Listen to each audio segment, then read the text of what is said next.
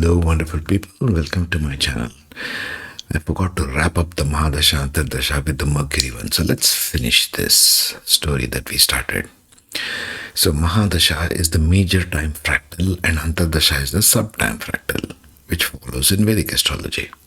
We have come to the last one, Mercury Mahadasha, for a period of 17 years, which is all governed by rational mind, your intellect, your speech, your analysis, your trade skills, communication, learning, adaptability, the nervous system, the skin issues. Mercury is both paperwork, media, technology, marketing, humor, and wit. These are all the aspects or karaka of Mercury, isn't it?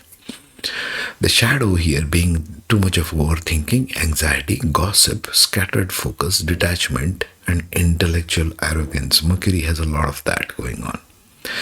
Because Mercury, remember, absorbs the influence of every planet it interacts with in your natal chart. In your navamsha as well, all the divisional charts really. By conjunction aspect or Antardasha Lord, whichever it is. It is saying as stated in the project files because I have correlated using my files. Thus, each Antardasha modifies the mental lens, your intellectual, logical, left-brained lens, and life events far more fluidly compared to any other Mahadasha. It's a dynamic Mahadasha. You can change a lot here. You can have a lot of freedom of movement in the mind. But you've got to be careful about Mercury's fickleness. The shadow side, it wants attention, it wants to be praised. Even though it's a young prince, it'll absorb everything from wherever house it's placed in, whatever is aspecting it. So what's the duration of this? The 17 years Antardasha split sequence is as shown here. Starts with Mercury, the Dasha Sandhi, 28 months, not 2 years plus something. Mercury Ketu, 17 months. Mercury Venus, 35 months. Mercury Sun, 10 months. Mercury Moon, 17 months. Mercury Mars, 11 months. Mercury Rahu, 30 months. Mercury Jupiter, 21 months. Mercury Saturn, 27 months. And that closes the entire cycle of Mercury Mahadasha. Let's quickly run through the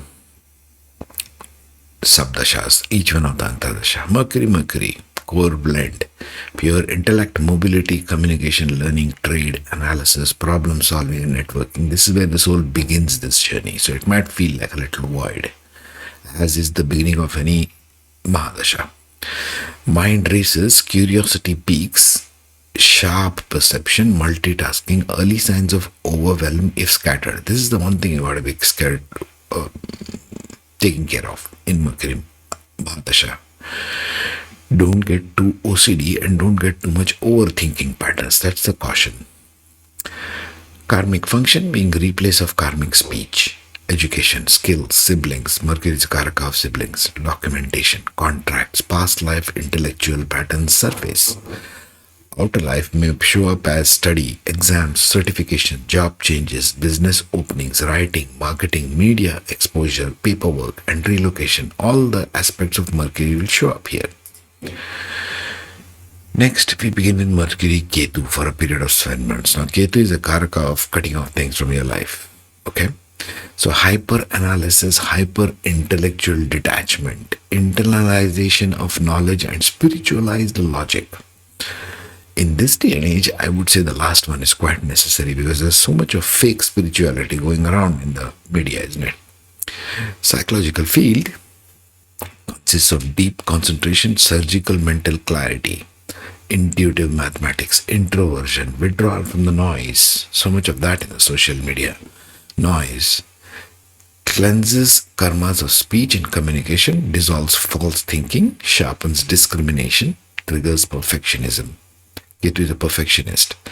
Sudden shifts in career direction, because Ketu and Rahu are karakas of sudden events in your life. Interest in occult studies that might come. You might become a researcher, especially if Mercury is in the 8th house. Silent periods, ending in friendships, because Mercury is a karaka of friends. Breakthroughs in research and minimalism that might follow. This is followed by Mercury Venus for a period of 35 months, quite a long one. What will happen here? Mercury and Venus both are, remember, personal planets. So everything to do with you is being recalibrated. One is of aesthetics, one is of mind. So it's a good blend. Aesthetic refinement, creativity, literature, design thinking, and financial intelligence follows. Psychological field may be harmonious emotions, romantic imagination, strong artistic cognition, and desire for connection through words. Karmic function may be karmas of desire, Venus, spouse, wealth, relationships, comfort, wealth combined with the mental processing. So it might be intent, mind might be intent in getting all of those Venus aspects. Language becomes softer and more diplomatic.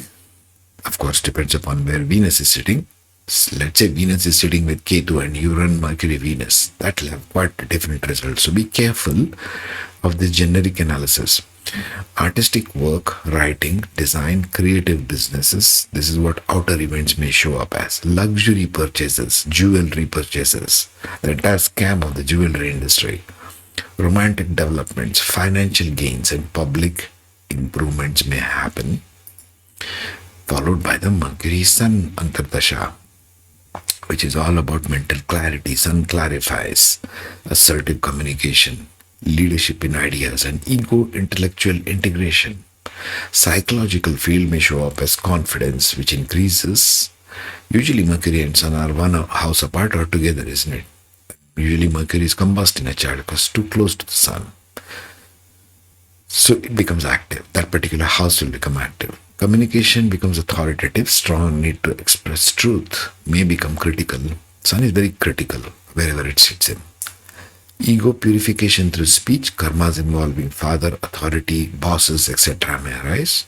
Career visibility might surface. Outer events may show up as promotions, leadership roles, conflict with superiors, public speaking, recognition for skills, and new responsibilities may arise. This is followed by Mercury Moon for a period of 17 months.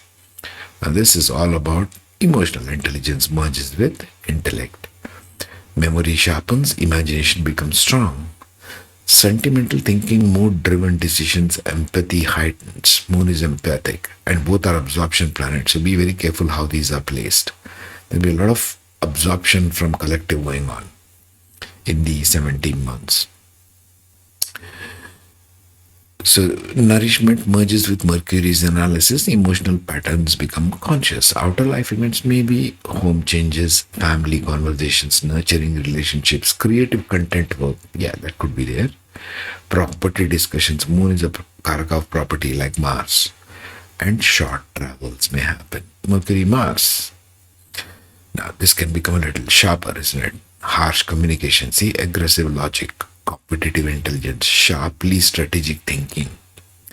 Psychological field may be of impatience, argumentative, strong drive to win debates. Mars wants to win. Risk taking in decisions and mental courage. Karmic function may be around conflict, action, siblings, courage, physical energy. All the karakas of Mars and Mercury. Speech becomes a weapon or a tool. Lawsuits, competitive exams, entrepreneurship, technical work, machinery, property disputes, and injuries from haste may happen. This one is followed by Mercury Rahu. Now you get seriously headless, 30 months. So it makes it amplified intellect, amplified ego, amplified unconventional thinking, obsession with ideas. OCD comes here, fame through communication. They want it at all costs. Hypermental activity, obsession with knowledge, media fixation. Rahu is everything social media. Innovation but scattered mind, identity experiments. Rahu magnifies Mercury's themes like technology, media, marketing, writing, data analysis, and karmic illusions around intellect. Outer life events, how they show up, is sudden career rise through communication, digital media success, foreign travel. Rahu is everything foreign. Media recognition and risky ventures and social visibility. Now, this is followed by Mercury Jupiter, a little bit of saving grace there, 21 months. Structured intelligence meets higher wisdom, learning becomes purpose driven. Psychological field may be a balanced mind, philosophical outlook, disciplined study, holistic thinking, and ethical decision making. The karmic function might be Jupiter corrects Mercury's intellectual maturity. Karmas involving teachers, knowledge, children, ethics, and law. That's all Karaka of Jupiter. Outer life may be university. You might study something. Certifications, you might do a couple of them. Teaching, publishing, guiding rules, spiritual learning, financial stability, graceful expansion might happen. Lastly, this will end with Mercury Saturn. It's a disciplinarian, so structured intelligence, slow mastery, long term strategy, responsibility in communication. Psychologically speaking, it might be serious thought, cautious speech, patience, anxiety related to perfectionism. Because Saturn is slow and perfect. Fear of mistakes. Saturn stabilizes this Mercury, disciplined learning. Karmas of responsibility and contracts and work and obligations arise. Outer career life events may be career consolidation, government paperwork, lots of paperwork. Mercury is Karaka of paperwork. Although the Mercury Saturn become these bureaucrats, tons of just filing and endless policy making and paperwork. Long term projects, legal matters, promotion after effort. For Saturn, you got to take some kind of an effort, isn't it? Otherwise, it doesn't happen properly. So that wraps up the Mahadasha Antardasha sequence. Later on, right now, I'm doing some case studies of celebrities for intelligence. Later on, I'll get on to more deeper layers of this Mahadasha Antardasha. In the meantime, take care, be safe, have fun, and study something meaningful like Jyotish. It'll help you recalibrate your shadow as well as light. Take care. God bless.